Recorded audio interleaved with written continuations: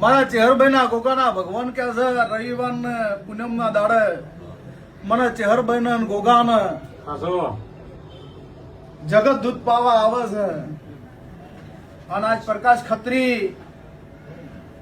માધવ ગૌશાળામાંથી ગીતાબેન, જાગુબેન, પ્રકાશભાઈ, જો તમે મારા માટે ગૌરી ગાયનો દૂધ લઈને આયા છો અને હું વાયડના રબારીની માતા બરોબર હતાની વેળાએ ભોનમાં ધૂણું ભોનમાં બોલતી છું.